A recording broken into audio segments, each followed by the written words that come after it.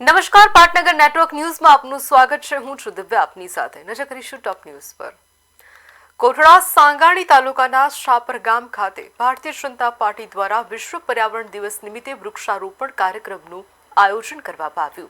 રાજકોટ જિલ્લા ભાજપ પ્રમુખ અલ્પેશભાઈ ઢોલરિયાના અધ્યક્ષસ્થાને યોજાયેલ આ કાર્યક્રમમાં પર્યાવરણ સંરક્ષણ અને હરિયાળા ગુજરાતના સંકલ્પ સાથે વિવિધ પ્રકારના રોપાઓનું વાવેતર કરી જનજાગૃતિનો સંદેશ અપાયો હતો.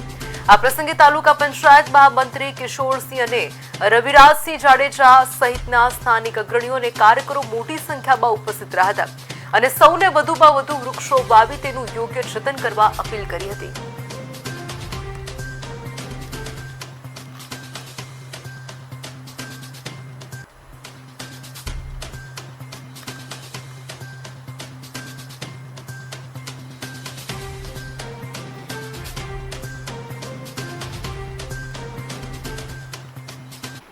સાપર ગ્રામ પંચાયતમાં વૃક્ષારોપણનું આયોજન કરવામાં આવ્યું હતું. એમાં અમે આજે વૃક્ષારોપણ કર્યું છે. અમારા તમામ કોટડા સાંગાણી તાલુકાના તમામ આગેવાનો ભારતીય જનતા પાર્ટીના સાથે મળી અને પર્યાવરણ બચાવવા માટે વૃક્ષારોપણનું આયોજન કર્યું.